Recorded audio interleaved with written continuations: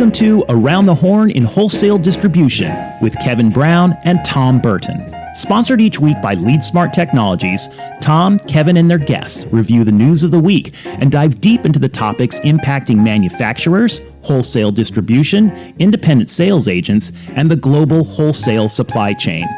Whether it's M&A, SaaS and cloud computing, B2B e-commerce, or supply chain issues, we peel back the onion with our guests into the topics that impact your business the most. How you doing? Good. Happy Aloha Friday. It's just Hot Friday. Hot Friday. Hot Friday. Yep. Well, you're a little further up the coast than I am, so it's going to be cooler up there. I think I was saying earlier, was driving to Bible study last night at 6:30, and it was still over 90 degrees at the coast. So, I don't know. It's going to be 96 today here. 97. So yeah, and we have a warm full weekend, so no beach time till Sunday. Okay. Got to go to, unfortunately, a funeral tomorrow. So, but Sunday, we're going to beach. We'll be there. All right. You and everybody else. Yeah, but yeah, well, you know, I tell you, we probably talked about this 100 times before, but September is my absolutely favorite month of the year. Tourists are gone. Kids are back in school. It's parking at the beach, even on the weekends. You know, it's not as bad as summer. But Darlene was down this week with some friends visiting from Europe on the beach and drove straight in, parked right down the hill. Hardly anybody there. It's great. Yeah, but it's 90 degrees. I don't know. Anyway. Yep. That's not what anybody came here for today, was to hear about me going to the beach, right? That's right. So, it is nice to see you in your 100th anniversary podcast Aloha shirt, though. Yeah, it's comfortable. It's very comfortable. Well, it puts you in rare air, so to speak, with some of the luminaries of the industrial district, not just industrial, but of the wholesale distribution world. So it does put you right up there. Okay, well, I'll do what I can. Very good. And I did my USC Trojan Aloha shirt today in recognition of the win last Saturday over LSU, which not many expected. Why would they pick their first game of the season against a ranked SEC team? It's like, aren't they supposed to go pick somebody they can just? I guess it was in Las Vegas, right? So somebody made money off. It's interesting, and this is, we might get some comments from some SEC people, but historically, SEC teams led by Alabama try and get that opening game of the season against a patsy of some sort. Pac-12 now, but Pac-12 teams in the Big Ten historically don't do that to the same level, at least, right? They might, maybe USC would play, or UCLA might play a Boise State or somebody like that, but those aren't patsies, right? And so going out, but this one was money, right? It was in Vegas. You got USC going into the Big Ten, big splash about that. LSU consistently a powerhouse, and I'm an LSU fan. I mean, LSU is my SEC team, but not last Saturday or Sunday, I should say. So good win. See what happens. We got Utah State this weekend, expecting a good result there, and let's see what happens when the Big Ten teams start showing up. All right. We were on a call the other day with the big Penn State fan, right? One of our customers. So USC plays them in a few weeks. So we'll see what happens. So.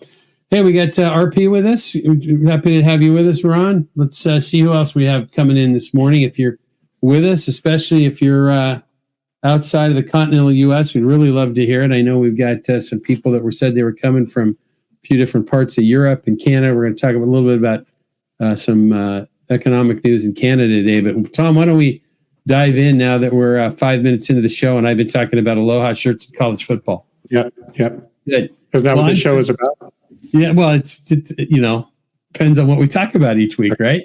So the oh boy, RP's Fighting Illini. So there we go. Well, anyways, I'm Kevin Brown. I'm here with Tom Burton. Tom Burton is my lifelong friend and co-founder of LeadSmart Technologies. We get together every Friday morning, unless someone is in the hospital on vacation or stuck on an airplane somewhere. And we talk about the news related to wholesale distribution and manufacturing. We talk about M&A, supply chain, the economy, mergers, I said mergers and acquisitions, sales and marketing, people, what's going on in leadership. We talk about a lot of different topics. We have that broken down into different segments that we talk about each week. And how we do that is we're referencing the newsletter that we publish every week. It's called Around the Horn in Wholesale Distribution. That goes out to 10,000 plus people. If you don't get that and you would like to, the fast and easy way to do that would be just to send us a note at hello@leadsmarttech.com, or simply go to the website for the podcast. It's www.aroundthehornpod.com. You can see past episodes. You can subscribe to the podcast formats there if you would like, or you can sign up for the newsletter. We do this live on Friday mornings at 9 o'clock Pacific. Tom and I both live here in Southern California, and we get together to talk about these topics. We, again, publish this newsletter. So that's what we're referencing. So later in the day, while we're live right now on YouTube Live, LinkedIn Live, and Facebook Live, later in the day, everything that we're doing here will be on all the popular podcast formats. So a couple of things. One, we really want to thank our sponsor, the company that Tom and I work for, LeadSmart Technologies. We have an editor and a producer and people working behind the scenes to get the podcast done each week. We can't pay them without a sponsor, and LeadSmart does that. LeadSmart has developed a AI-enabled customer intelligence and CRM platform developed specifically for wholesale distribution and manufacturing. It's as I'd like to describe it, it's not your father's Buick. We've historically known CRM to be a big brother tool, and what LeadSmart has been able to do is be an engagement tool to help companies learn more about their customers, learn more about their teams, and learn more about their businesses to accelerate growth and serve customers better. So if we can share any information with you about that, we would love to talk with you as well, and you can reach out to us in any of those same methods. So, Tom, what did I miss there? I think we got it covered. Yeah, let's go talk about the news, huh? Let's do it. So things are looking weird in the economy, huh? Boy, that's different. I guess we're going to talk about something different today. weirdness and ambiguity in the economy. Yeah. So jobs reports, stock market's been up and down all week, down this morning, struggles with that. But yet we see some rate cuts coming pretty quickly here. What were your thoughts on this first article that we had from CNBC? It was kind of covered a handful of different items in this Need to Know Today article.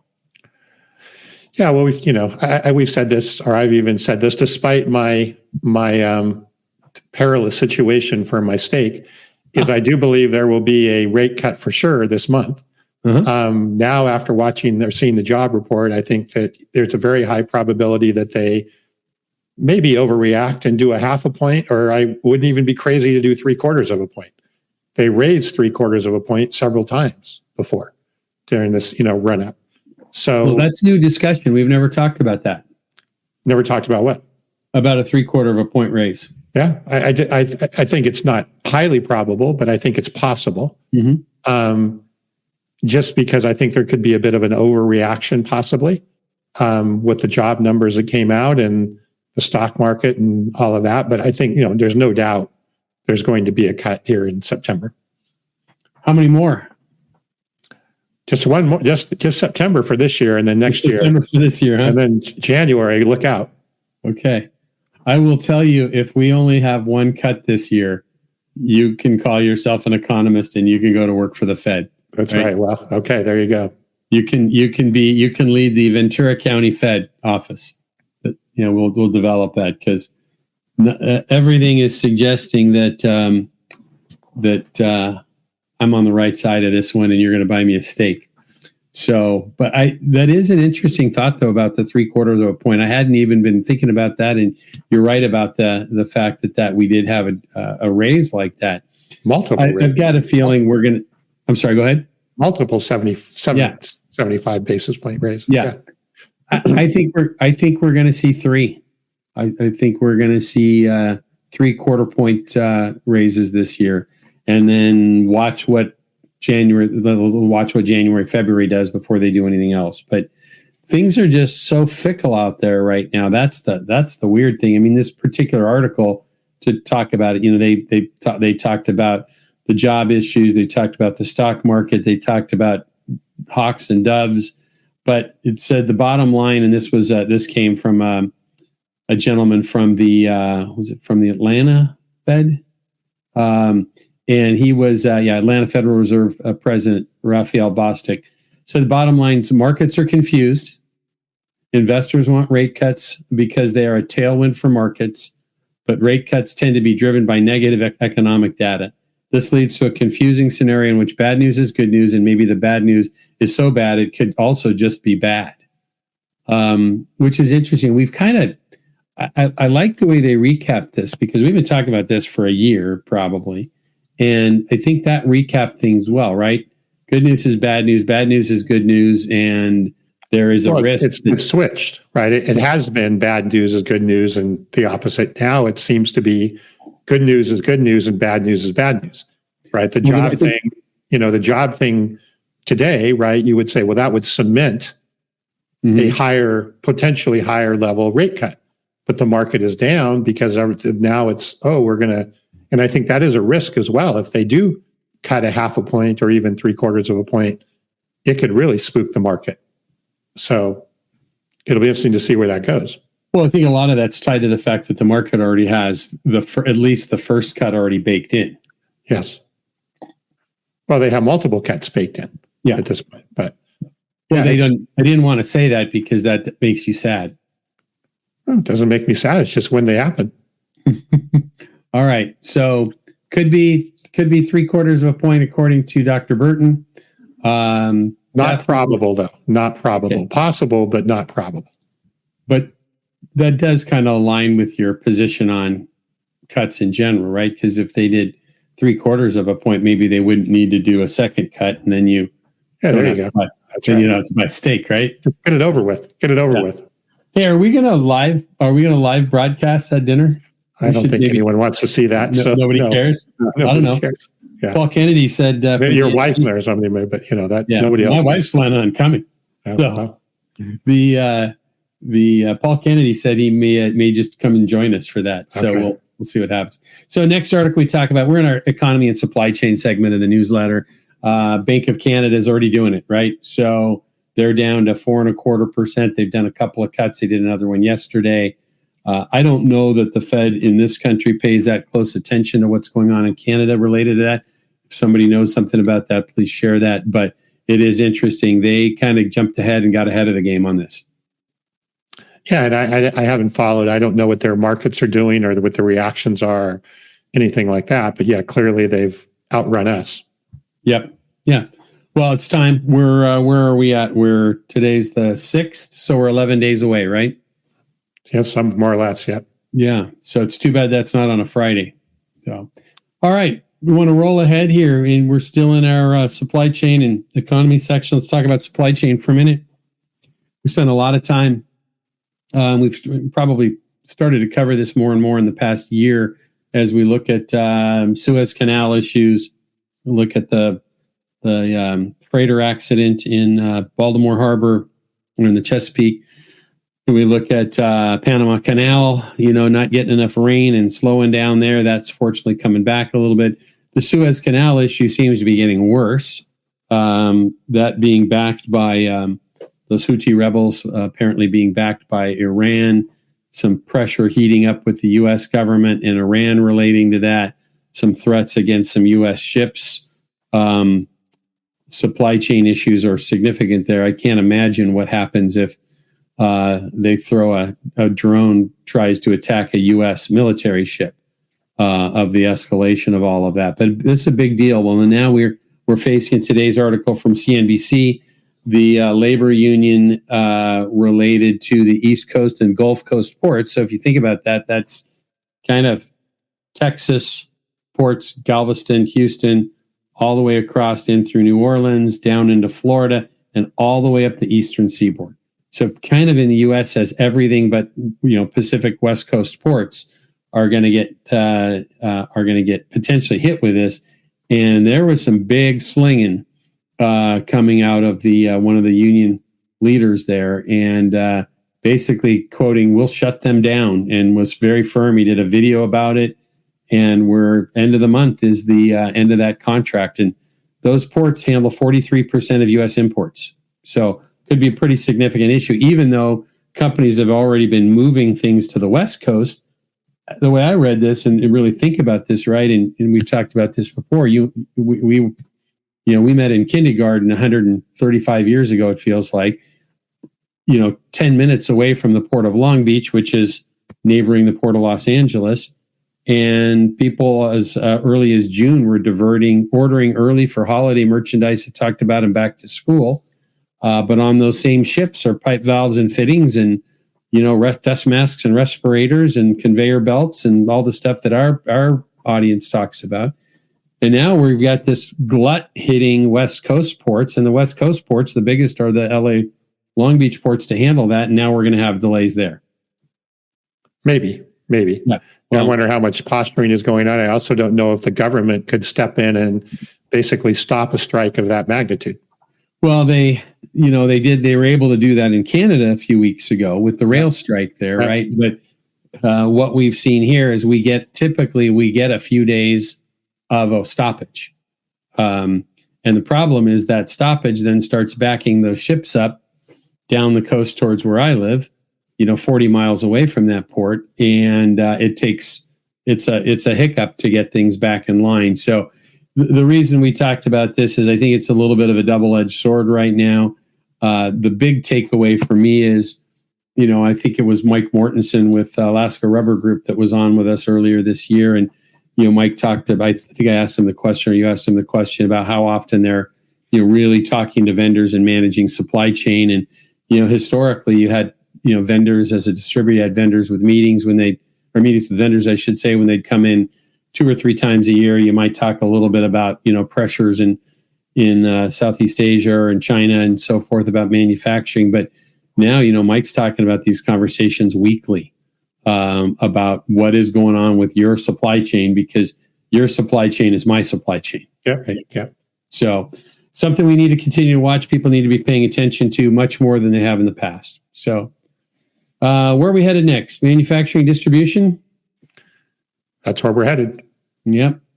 So industrial distribution had a nice article in there. It's written by a gentleman that does some advising for family businesses. And this was about deciding to sell the family business. Do you have any takeaways on that one? Yeah, I was trying to remember what were some of I reviewed the article, but I don't recall all the sort of key experiences. Do you have those in front of you? Yeah, I do. This is you saying that you're not prepared, but you knew I did?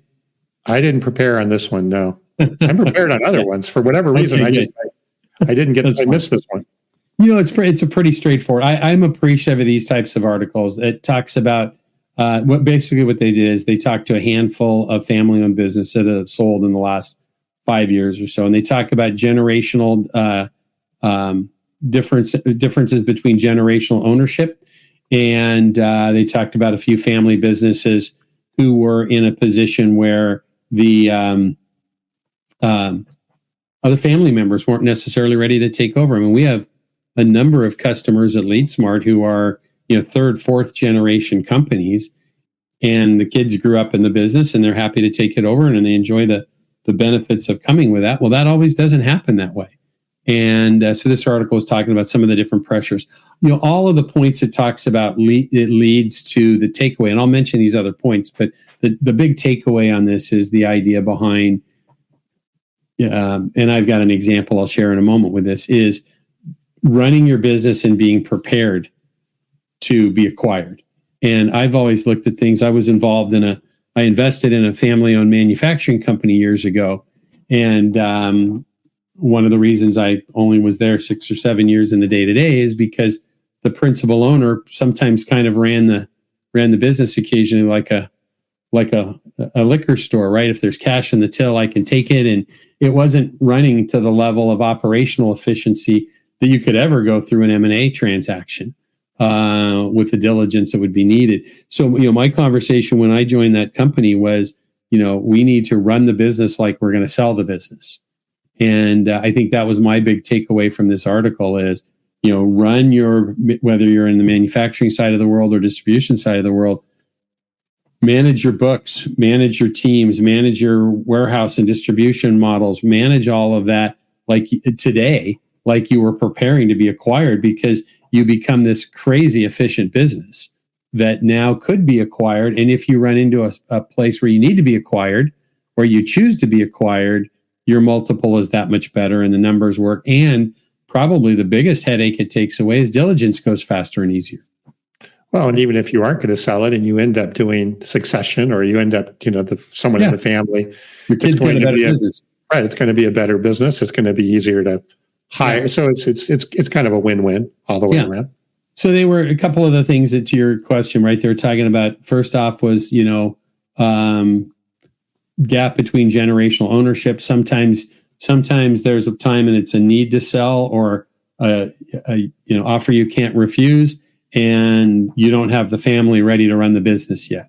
The other thing that they talked about was somebody nearing retirement age, and sometimes it loses the allure, and that's what they referenced of losing the allure. I think they were referencing a family-owned business where there was a couple of brothers that were running the business, and in this one, it was just an individual whose father had handed the business down.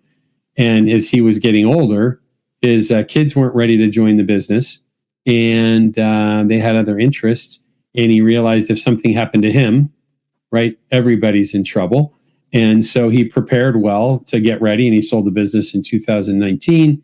And then this other piece of it ties back to the first one with, lack of future management. They talk about is that maybe you've got aging workforce that's looking to retire. You don't have the right people coming in to run the business. You don't have family members ready to go.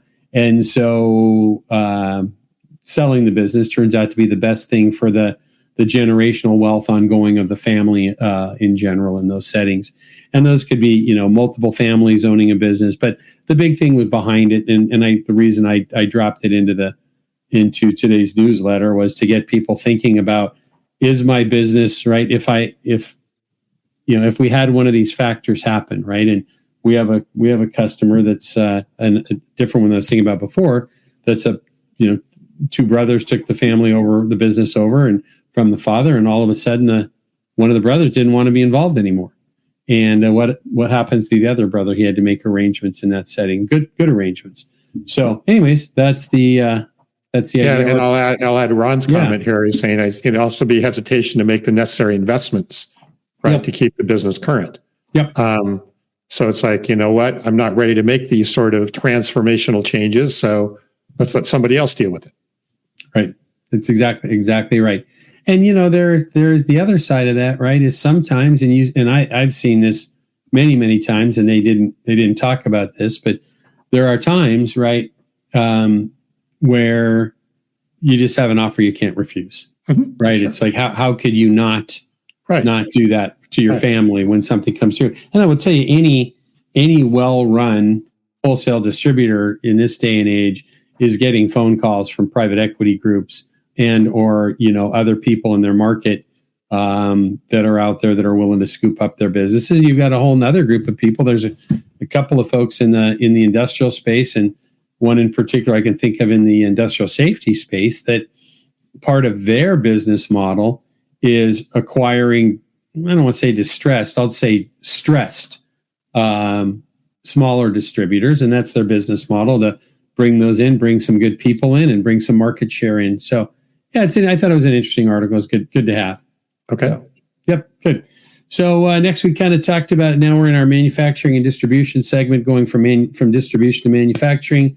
ABC News article about the White House. This is interesting, right? With the news that we're watching and listening to every day, is that this is kind of bipartisan. It looks like Biden will look to squash this Nippon Steel's acquisition of U.S. Steel. That's a little, I was going to use the word protectionist, but I'm not sure that I'm qualified to say that's what it is or not. But certainly they're looking for the unions to bolster them. Unions are concerned about the Japanese company acquiring them in the setting. But Harris has said she would do the same thing, and Trump has said he would do the same thing. So any takeaways from you on this? Well, what's interesting about this is that U.S. Steel has come back and said, if you squash this deal, we're going to close or have to close plants.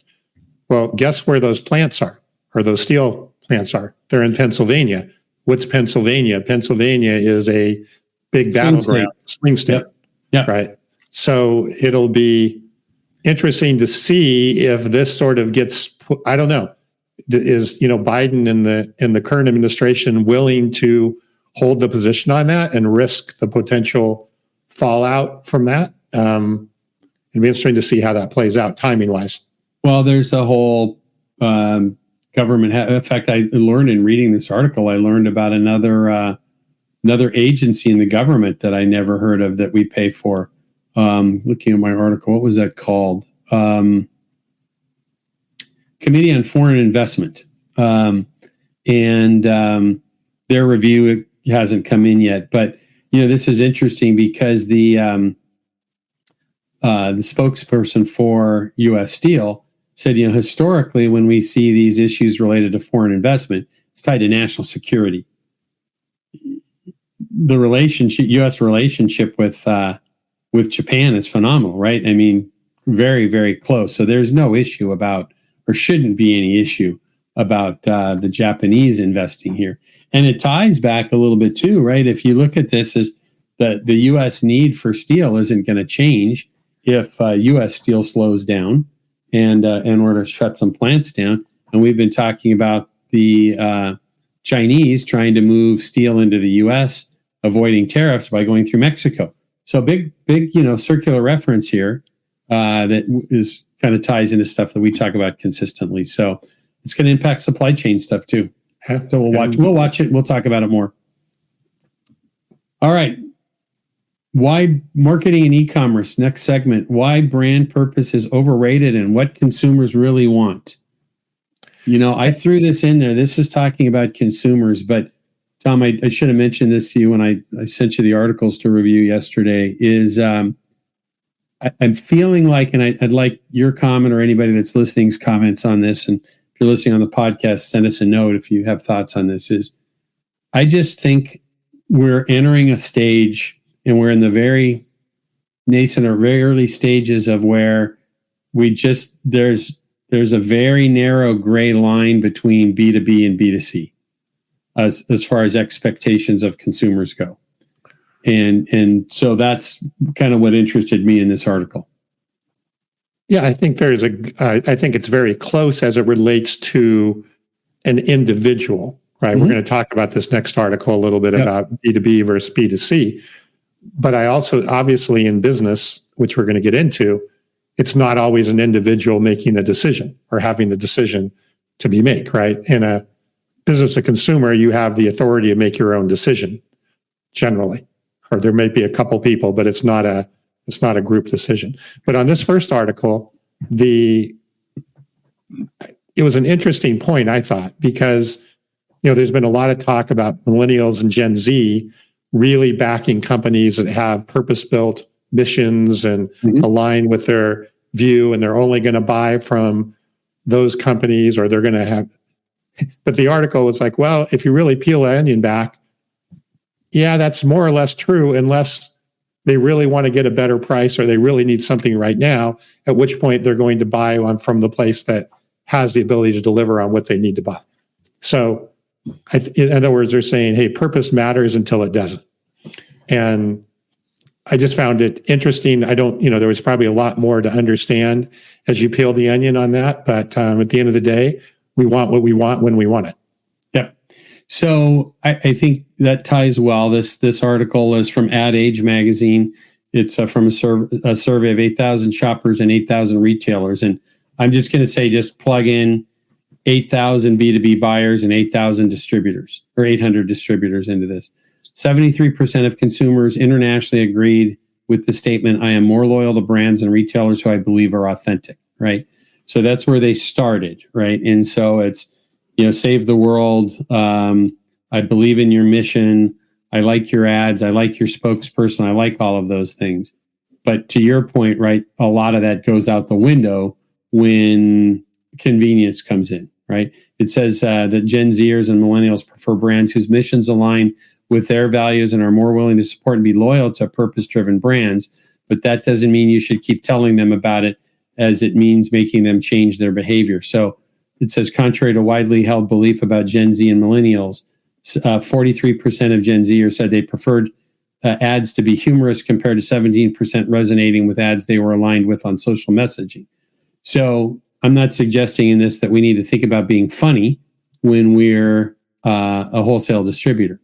But what I do believe with this is brand matters, and brand is more than we have 99.9 on-time delivery and we've got 23 locations and a big trucking fleet, right? There are things that go to building brand awareness and brand warmth that are migrating over. And this particular is, article talking about brand and brand purpose.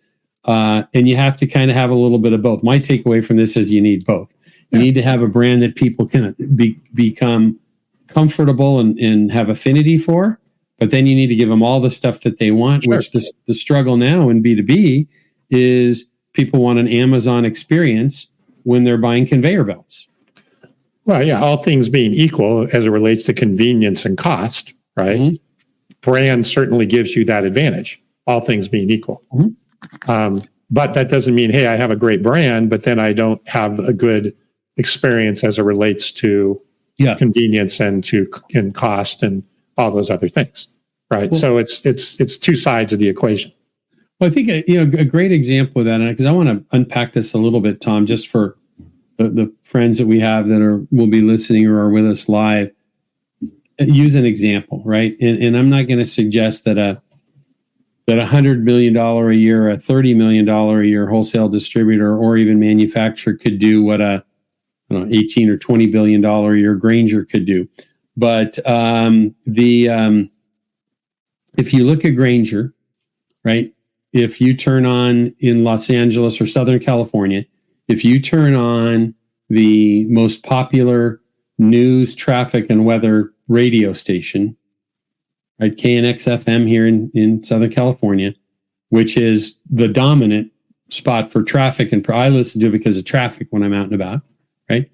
You will hear consistently throughout the day ads for Grainger.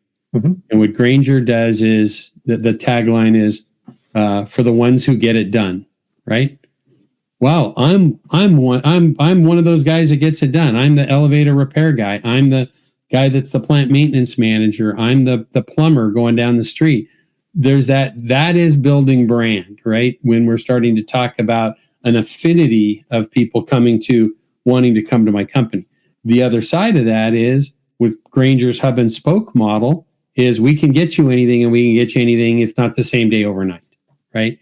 And so now that's a good example of people blending those things together in a nice setting that is now starting to take advantage of brand awareness, brand development, emotional tie to my company because I'm part of you. And then, by the way, I've got an experience that's pretty phenomenal as well. So that's just kind of I threw out there from that standpoint, a good example for people to kind of think about. If you think you're, ABC Pipe and Supply, and you just have done a really good job of getting pipes to job sites, maybe take a look at what Grainger is doing, or maybe start reading some of the B2B or B2C things that are going on out there. Because as we talk about all the time, and what we know is that your B2B buyer is a millennial, soon going to be a Gen Zer, I guess. You can never get these right. But that's a whole different world that we're living in. And bottom line, right? You have to do both.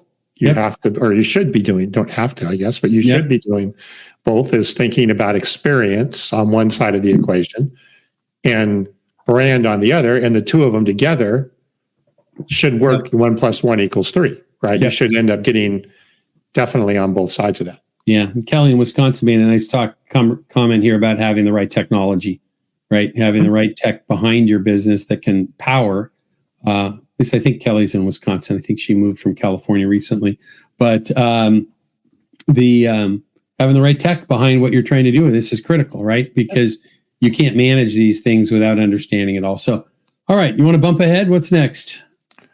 Take us away. Well, this next one is very similar, or I guess it's not similar, but it's on the same line, like clicking with B2B customers, 4 lessons from B2C marketing. And, they were talking about, obviously, is that in the B2B world, right, we're dealing with generally, larger, longer buy cycles, multiple decision makers, things that are not something that we deal with, as I was saying a minute ago, related to consumers, right? If you look at marketing in the consumer world, it's considered what is mostly direct response. The idea being is, Kevin, I'm going to market to you. I want you to respond and take action immediately based on that marketing that I'm doing. Whereas in the B2B world, maybe the response is not, hey, I'm going to go buy something. The response is, I'm going to introduce this into my company. I'm going to make a recommendation to somebody. I'm going to forward it to a colleague. I'm going to do a lot of those things there, which is a different action than in the B2C world. But I think there's some good crossover, as they were talking about here, as some things that can cross over and can be leveraged on both sides of the fence. Well, let's talk about that. Let's not just say they make good points there, because not everybody's going to go read these articles. So they talk about storytelling, right? Which is pretty common if you look at things in the B2C world, and really getting a story about that's going to resonate with people, that's engaging, but clear messaging. It talks about, how are we going to keep their attention? How are we going to keep their affinity to our company and our brand? They talk about hyper personalization, right? We have different personas within different companies and different buyers or different influencers, right? My messaging to a chief supply officer, right, or a CFO is going to be different to the plant floor buyer, right? But that's actually not what we typically see. But we need to really think about that hyper personalization in the B2B world, of really understanding our buyer personas that go with all of that. So we're marketing specifically to, it's funny, right? We just were on the phone yesterday with an agency that does some of that work for us, right? Is identifying personas that are key for us to be looking at and using. They talk about data, and that being disciplined and integrated across your organization with your data. So some good points. I think it's always important for us. I get in a habit sometimes here of, I talk about the article, but not the generalization, but not the key points, and not everybody that listens in is reading the newsletter or clicking on those links. So those were the key pieces, right? Storytelling. Yeah, and I'm seeing this even with our customers, where there's more of a emphasis now on really understanding who my customer is. Yes. Right. They're not just a name or an ID in the ERP, right? A number in the ERP. But it's like, what is this company? What do they do? Why are they buying from us? That's really having a deeper understanding of who your customer is. Yeah. And I have definitely seen, even the last year, more of an emphasis on that. I believe that'll be you talk about brand and experience, right? Companies that can really understand that customer in the distribution space is going to have a big advantage. Well, and those are going to build the affinity and the longer relationship and the opportunity to do looking at lifetime value of a customer, right? I mean, and closing those white space gaps where we're not able to sell full line. And those things that businesses really need to be thinking about trying to do more of are going to come from building that brand affinity. And it's more than sending out, having a flyer on the counter or having an email newsletter that goes out about our specials this month, and then having a barbecue 4 times a year at each branch. That's marketing, but it's not the marketing of where we're headed. That's not deep knowledge on your customers. It's not data driven, right? At all. Yeah. Right. Yep. So all right. Good. All right. Where are we headed next? Did you want to talk about fraud? I don't like to talk about fraud, but I think we should. Okay. Yeah. We have kind of 2 fraud ones here back to back. Yeah. Yep. So B2B and B2C fraud both on the rise. The report shows this Digital Commerce 360. We share a lot of information from there, and it talks about fraud is on the rise across the board for both sides of things, and a big part of that is becoming returns, and it becomes a big struggle for folks in that setting. Any thoughts on your end? Yeah, I mean, I would be. They were talking a lot about returns, right? As being one of the primary areas that are, and I don't know, you might know better than I do, is returns and fraudulent returns a big issue in the B2B world and in the distribution world. I could totally see it, obviously, in the Amazon world of consumer. And it was funny when I brought back a rake I bought at Lowe's the other day. What did you buy a rake for? for the yard. You don't do that. Come on. Yeah, you have people. You have people. I do. I have me. Okay. But when I brought the rake back, the guy like practically did a forensic analysis of it to try and figure out if I had used it before. Like really like picked it up and looked at it and make sure it wasn't bent, and then asked a bunch of questions, which I had not experienced before. I was actually okay with it. I didn't feel offended, or it didn't really affect my opinion of Lowe's by doing that. But clearly, right, people are buying stuff using it. What they call it rent for free in the thing there. I just don't know if that's a real problem in the wholesale space. It's becoming more of an issue, and I think we talked about that. It's becoming a potential larger issue where people will get something, and a great example of it, because this happens B2B and B2C, and in fact, it just triggered in my head, is that you think about when a hurricane's heading in, right? What happens when everybody runs to their local wholesale distributor or retailer? They want to buy generators, right? Plywood generators. Well, but think about generators, right? Yeah, that's a good one. Yeah. Well, plywood, I'll probably take back, no big deal. But if somebody wants to go buy 3 generators that are $450 each, just in case, right? And then you go through that and you get the unboxing experience, you get the potential damage. So that's why people have looked in that setting in the B2B world just as well as the B2C, that some of these things is you can't return, right? And we see that. I mean, are you going to have that with a lumber distributor? In fact, that's a bad example. Maybe a pipe, valve, and fitting distributor, maybe not as much the same, but you do run into that when people have overages and so forth, and it becomes oftentimes a packaging issue as well. But again, the same crossover is the tools that people are trying to use to do this are electronic. And if you're offering electronic ordering, there can be some funny business going on with all of that. So just good things to kind of pay attention to. And part of it happens sometimes too with people worrying less about, in this setting. And I was just kind of looking at some of the charts that went with this article, is empty box fraud. They talk about chargeback fraud and so forth. Of course we returned that. No, we didn't. No, you didn't. Yes, we did, or this didn't work quite right. And that happens across the board as well. And then as we start trying to do more digital transactions, as we're migrating from analog to digital transactions, I think during that crossover time, we're going to be having to learn about the power that comes from managing things digitally. And so that's an issue at the moment. Yeah.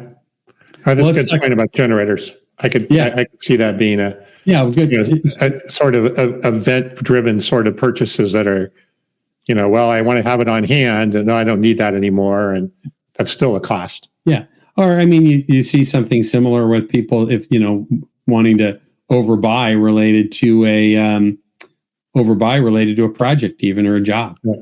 So and most distributors do a reasonably good job of having the relationship with their customers. It's like, hey, you can, if you have 20 boxes of unopened, unused nails from that project that you didn't need and X amount of sheets of plywood, bring them back. We'll take a good look at it. We'll credit your account and it's fine. But as we start moving to the digital age with more of this, there's some risks that go with it until we get those systems refined better. Okay. But that ties into, and I was going to mention too, we always like to kind of share some plugs for some of the people that provide us some of the information and articles that we talk about. And Distribution Strategy Group did an event that tied in a lot about this, about returns and managing returns. RP that was with us earlier in the show made a couple of comments. He was actually on that event. And then as one of the panelists, and they talked quite a bit about returns and managing returns efficiently. So if this is something you're thinking about in your wholesale distributor, that would be good. It was on Wednesday. I can't remember the title of it, but it was on their Wednesday webinar. Wednesday. And this is Friday, September 6th. So it would have been on the 4th, I believe they held that. And they talked a lot about these types of issues in that. So, hey, I want to hit Kelly's comment here. I think this is really good insight. She said, think 200 websites with B2B in the getting fraud on our level is a training issue. We have AI security now and apps connected to B2B e-commerce that will flag authorized.net, which is the credit card processing. Has velocity filters. There are holds before checkouts. Clearly defines terms and conditions related to return. No cash return, credit only.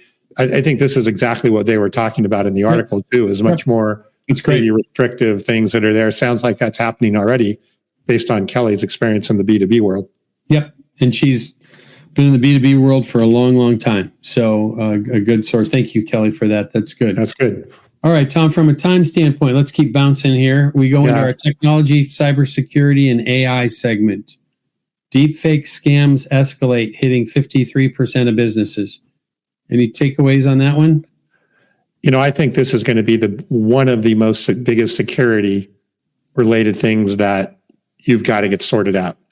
The quality of the videos, whether they're deepfake videos, deepfake audio, even deepfake emails, right, is just getting more and more, if you want to call it impressive, I guess, for lack of better. Yeah. So you've really got to have the right. It's going to get worse. It's going to get worse. And we were talking about training issue, right? Training and organizational issue. I think any organization has got to basically incorporate this into their policies and the training that they do with employees, just like you would do safety training or anything else, HR training, any of this would be almost an essential element of it. Well, Tom, I think that the challenge comes is this is such new, territory, right, for us in these things. And to me, people talk all the time about existential threats of AI and things. This is probably, in reading this article, and I was thinking about something else in kind of my personal life as well about the risks of these things the other day. And this is probably the first time that I've really taken a look at the risk of some of the things that you can do with AI. I mean, we talk about the big stuff, but the end of the day, and I think it was, and I was going to text him this morning and ask him about this, but when Ian Heller was on, when we did January show, we did the year in review with Mike and Dirk and Mike Marks and Dirk Beveridge and Ian Heller. I can't remember if this was an actual story or if it was fictional that Ian developed, but if Ian's with us or anybody knows, just let us know this morning. But the point was, right, you're an electrical distributor. You've got a customer that you work with on a consistent basis, right? It's ABC Electrical Contractors, and they're a huge account for you.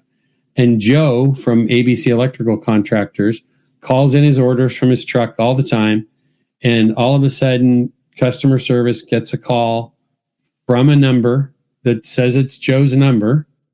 And Joe says, we're just starting a new job site. It's on the corner of Main and Oak Street. And I need you to drop off, 200 spools of XYZ type of wire. And that wire happens to be full of copper, right? And because ABC Contractors and Joe have been doing business with your company since your dad started it, right? You don't think twice about it. Customer service knows that's Joe. Well, guess what? In that setting, it's not Joe, because a spoofer, deep fake type person went and saw, oh, this is a big contractor in the area. They found Joe on Facebook where he's done some videos from vacation. They recorded his voice to make a deep fake of his voice. They can easily spoof his number when calling in, and that order is coming from a deep fake. And that order of say, $10,000 worth of copper wire is going to an empty lot with maybe there is a job site, but it's getting dropped off and there's somebody going by to pick it up that's going to sell that wire and get the cash, right? Mm-hmm. Did anybody do anything wrong in that setting on the distributor side? They just did their normal business practice. It's Joe. Joe calls from his truck on Tuesdays and Thursdays or whatever it is. So that's a big deal, right? Mm-hmm. So, yeah. I mean, they're talking about 53% of businesses in the US and UK have been some type of a target of a financial scam. So that what I was just describing is on the getting product out the door stuff. We're not talking about, and by the way, this article is from CFOdive.com, a great publication. And they're saying that 53%, 53% of businesses in the US and UK had been targeted. 43% of them had fallen victim to something. Mm-hmm. Mm-hmm. Maybe I'm soapboxing this a little bit. I don't know, but no, I mean, it's you're right. I mean, we talk about this with, way back in January when we did the show with Ian. I think it's happening now much faster because it's so easy to do. Right. There's so many tools so again, it's not going away. The only way you can handle it is to incorporate the right policies in the organization to be away with, get aware with it. So whether you have a special code or you have other things that Joe needs to provide, right? It's like you can still provide that customer experience, but you don't have to, open yourself up to that level of, I guess, ease of fraudulent activity. So yeah, well, I think maybe we can try and be a voice for this about some of the tools that you could do, right? Because I think this is going to be, we're going to be talking about this a lot more over the next few years, I think. Yeah. So, yeah, this one makes me nervous. Not a lot of this stuff makes me nervous because I think it's reasonable to be able to overcome a lot of these things. But this one's going to be hard. So putting those things in, and I think what we're going to see is a lot more than just cybersecurity software for companies, and we're going to see cybersecurity consultants and best practices, policies. Exactly. I have a friend who has a security company. All they do is training. All they do is security training, and he's getting close to being a $500 million company. Wow! Right? Not one piece of software. It's all training.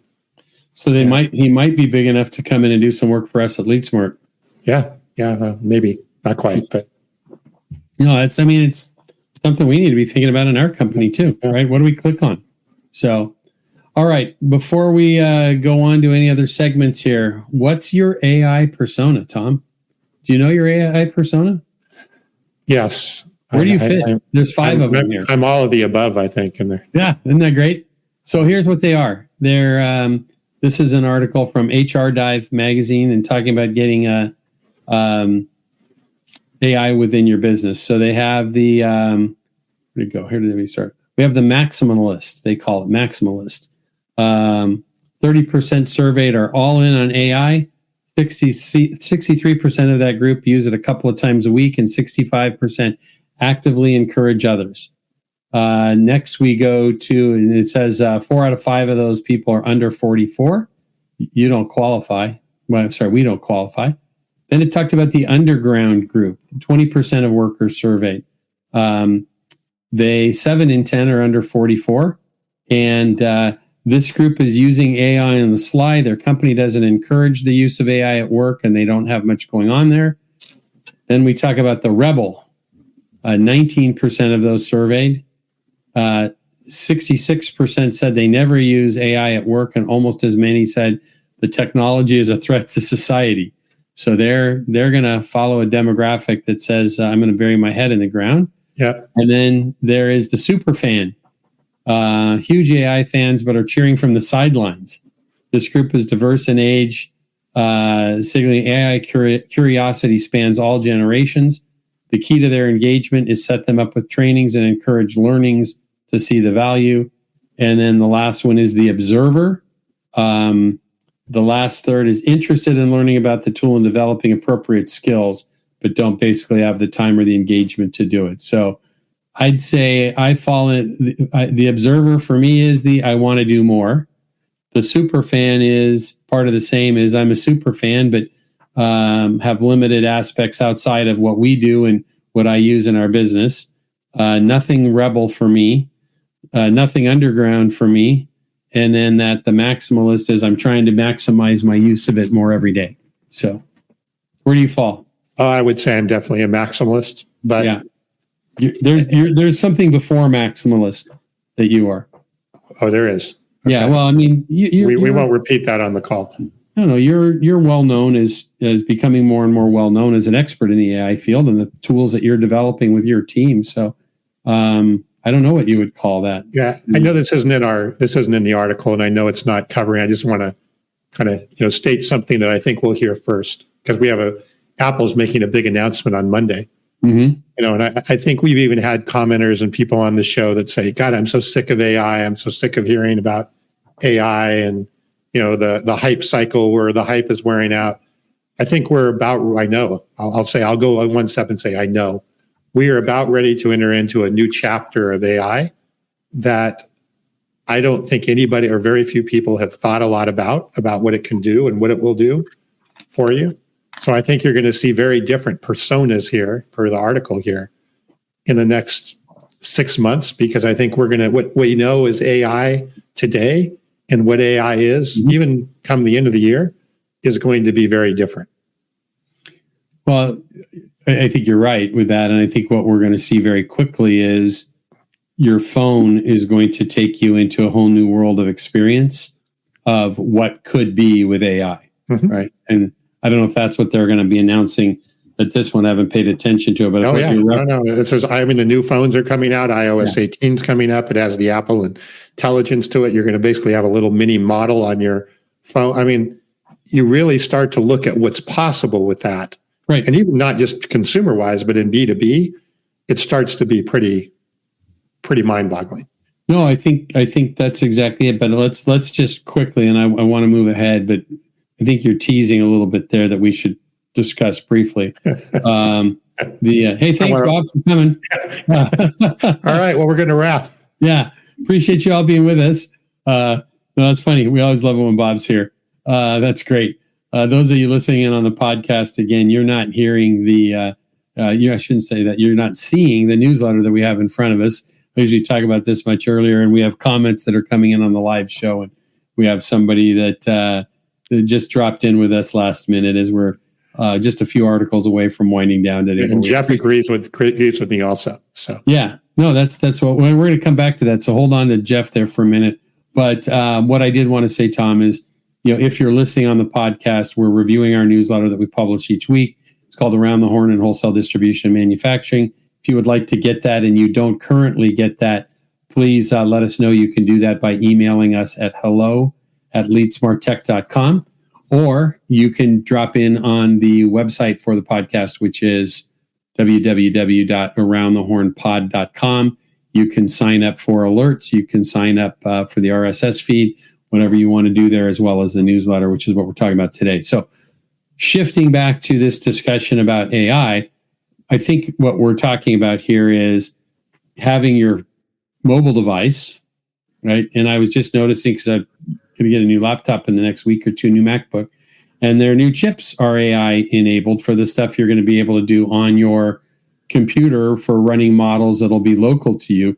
So we think about an AI, right? And we need to break this down, I think, a little bit, Tom. We think about large language models, right? Which are large data lakes, warehouses full of information from whatever that model builder wants to be included in that.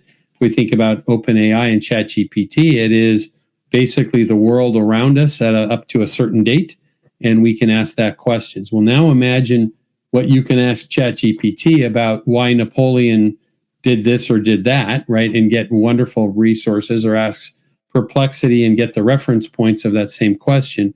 Now what happens is on your mobile device, right? It's a small language model running, but it is the Tom Burton language model about all things Tom Burton.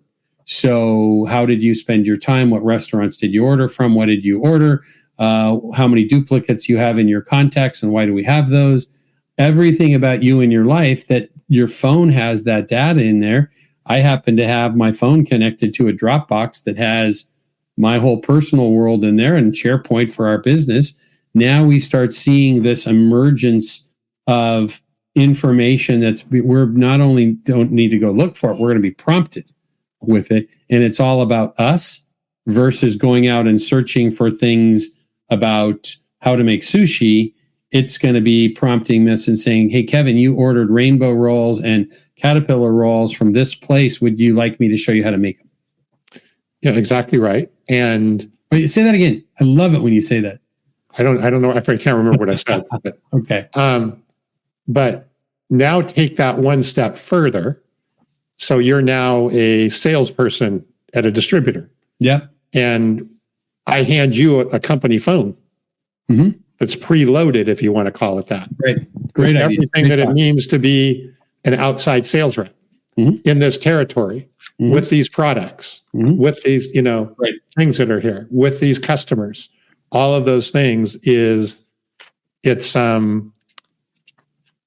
is going to be, and the capabilities, which is, I know we've gotten way off track on this, but the capabilities of even the models and what OpenAI will be releasing this year and so forth. I think I know, like I said, we are entering into a new chapter. It's funny, I was at a barbecue over the weekend, and it was just interesting talking to people that believe that AI as it exists now is what it is forever. Yeah.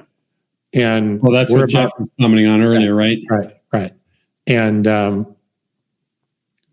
we're going to see a whole nother major, in my opinion, major increase in just capabilities and just, ability of use cases and value. Also comes with everything else that we've talked about that goes with it. But yeah, positive value is the opportunity. So yep, good. Well, I want to hit Bob's comment though, because he brings up an interesting comment coming in this late. Yeah, we're going to let him come in late. All right. Yeah, all right. We're going to. As he says, when it's on our phone, nothing will be sacred. Give it time, and AI will start charging for the personal data it gathers from us. I don't think that's completely crazy, right? I think as it aggregates data and provides you insights or whatever, you'll have Siri Pro or something that you'll end up potentially paying for. I just want Siri to work. It will work. It'll work a lot better with 18. Can't wait. Can't wait. It's horrible today. Yeah. Good. All right. Sales and M&A. 2 articles we have here as we move into our sales and M&A segment. Good article here in Industry Week magazine, industryweek.com, about manufacturers primed for mergers, but waiting for forecastability. So this is tying a little bit back to what we're talking a lot about as we're getting into election season. There's a lot of people waiting on what's going to happen with interest rates, and then what's going to happen. What can we expect from the world and the economy post election? And it's crazy. It's I would really like to keep the radio and the news off till November 20th or so. Get through all the hype and figure things out. But a good article about on the manufacturing side. I don't know if you had any takeaways on that one. Well, it just I was going to mention this earlier, right? I think we're in the maybe economy right now. Maybe I will, maybe I won't. Yeah, I think this is a good example of this. And you mentioned elections, and I think even hiring, right? I think one of the reasons we're seeing a slowdown in jobs is people are like, well, I'm not sure if I should hire. Should I be thinking about AI or whatever, right? Who knows what it is? There's just like we're in this state of maybe. And again, this is just another example of that.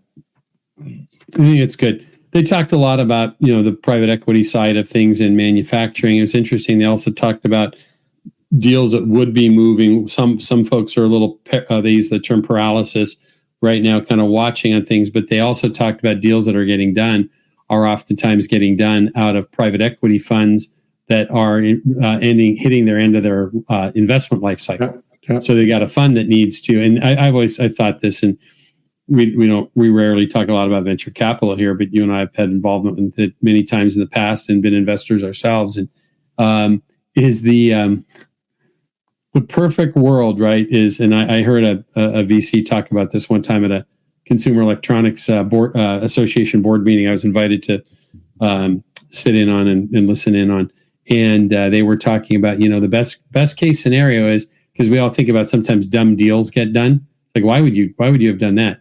Sometimes there's money needing a home, and it has a very narrow window when it has to be spent. And so sometimes there's deals, and I've always thought that the person that can figure out and understand, looking across private equity and venture capital, and somehow know what the life cycle on those are, on those funds when dollars have to be deployed, that's a winning time to go figure out where you want to raise. Yeah.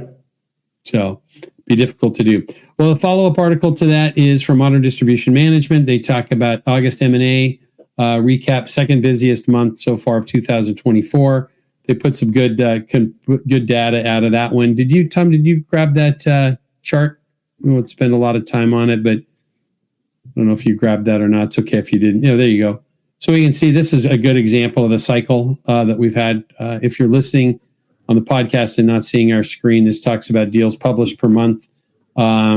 January 37, and we've kind of had some 37, 36, and then it looks like we had May was the top, and then August was at 35 deals. So pretty steady. We had some down months last year in July and again in September, but some pretty steady growth across there. So I think we're going to see a lot more of that happening after the election.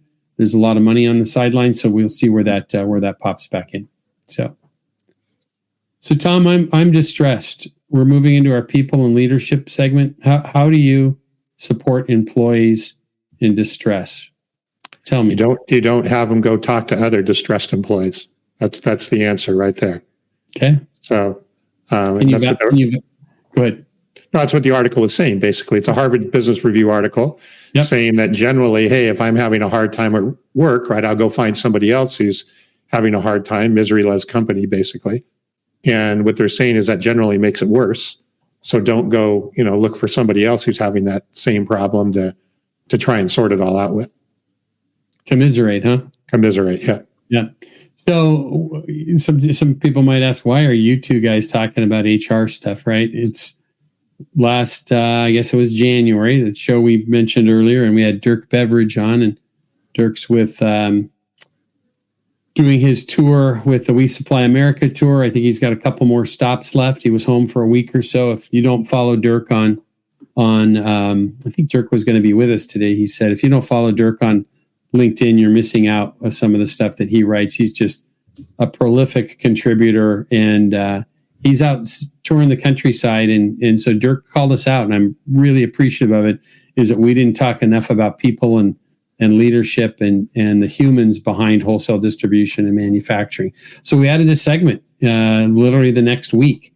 And so this is a great article. It talks about, again, you mentioned Harvard Business Review. It talks about, sometimes as leaders, we're busy. We don't think about this. We want to send somebody down to HR, but talks about focusing on the person in distress and focusing on, what is going on with them as opposed to comparing ourselves to them, validating what's going on with them and understanding the severity of it, asking questions so they can share more about things, and then consider who in the organization is the best person to be of support and help to them in that setting. So I like that article. It was good. Ties well as we talk about the next article today as we kind of move along, developing top talent, the Olympians of the workplace. And we've had a lot of good, specifically tied into the people and leadership segment that we do each week since the Olympics last month. This was kind of an interesting article about developing top talent and using tools that athletes use, right? Mm-hmm. Anything you see there you liked? No, I mean, I think bottom line, right, we hear this all the time, is people don't leave companies, they leave managers. And this was, I thought, some really good advice for a manager about how to potentially, do a better job with it and help develop your team. Yeah, I mean, I think what I liked about it is it really related to the idea of of what a coach would do with somebody, right? Establishing clear expectations, give them the tools and empower somebody to grow and help them unlock their potential. And that's what coaches do, right? And we want to do that in the workplace. So good. Well, we're gonna turn into great HR people, Tom. We're going to learn from all this. Yes. Well, I need all the help I can get. Yeah. So a couple of things. We usually don't spend a lot of time talking about our industry scuttlebutt, which is our next section, but a couple of these things I wanted to hit. Big acquisition announced earlier this week.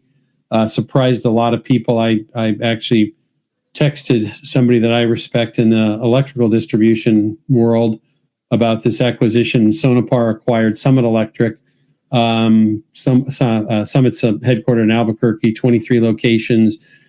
They had looked like they were going to start doing quite a few acquisitions and stuff themselves. Ed Gerber, the former president of the Industrial Supply Association, guess it's been close to 2 years now, joined joined Summit to help kind of turn around and see what was next for them. So this was an exciting announcement. I mentioned our friend of the show earlier, Ian Heller from Distribution Strategy Group. Ian's on the board of directors. I guess I should say was on the board of directors of Summit Electric as well. So congratulations to Ed Gerber and everybody at Summit and the folks from Sonepar. Kind of wondering if between Sonepar and Wesco and a couple of others, if there's going to be too many privately held electrical distributors in the U.S. soon, but we'll watch what happens. Our friends at Endries International, fastener and industrial distributor in Wisconsin, and I call them friends because they're friends, but they're also LeadSmart Technologies. They use the LeadSmart Channel Cloud product from us, so we're happy about them. They announced an acquisition this week. Two great announcements of new hires within their organization at a senior executive level in the last few weeks, and then an announcement of acquiring Servtronics as well. So I'm going there later in the month. Is that where I'm going? That picture? That is the building you're going, Tom. Yes. Okay, good. I'll know it. All right, good. Yeah, that's right. In putting the deal together with them a while back, yes, that is what the building looks like. And it's huge. So, and then our friends at TIPCO, we've got Rob and some of his team from TIPCO join us on the show pretty regularly. And they did another acquisition as well. So congratulations to everybody on the acquisition hunt and so forth. So we end our week with our Good Reads segment here. And this one is about the new CEO at Starbucks. Did you catch that article? I didn't. What was the 5-word phrase? That's great. I'm going to share this with you. There's some cool stuff coming out of him. And it's as simple as this. And they said this is what got him the job. And the phrase is, I know what to do. Okay. Well, and he had the pedigree to back that up too. Think about it. But I mean, think about any setting, right? Confidence, is right? The confidence and enthusiasm that you'll build from those around you, whether they work for you or you're looking for a job. When an issue like that comes up, being able to say, this gentleman's name is Brian Nickel. He's the previous CEO of Chipotle. He lives, I don't know, not even 15 minutes from me in the high-end district of town. But you know what? When you're able to instill in people the idea that says, I know what to do, now you're going to eventually have to back that up, right? But when you can go in and build that confidence, he did that. And he said, because Starbucks was in a world of hurt with some leadership challenges they've had. And he was called by I think it was it this person that they're referencing? I think it was an intermediary. It was the chairman of the board of Starbucks, Melody Hodson, it says here. She reached out to him. He was happy at Chipotle, doing phenomenal things at Chipotle. The day this was announced, Starbucks falling stock went way up and Chipotle's fell. He said he took the call, and she says, Hobson says she clearly remembers what he told her. He said, I know what to do. This is a speed bump in the company's history. This is not something I fear going into because it can be fixed and it can be changed, and I know what to do. Okay. All right. Well, guess what? He's commuting from his house in Laguna Beach to Seattle on the G50, G500, whatever it is, Gulfstream jet. They're opening an office for him here over by John Wayne Airport for him to work out of when he's in town. And they've given him kind of carte blanche to go do things, but they use the term emotional intelligence, which I struggle with, what that really is sometimes.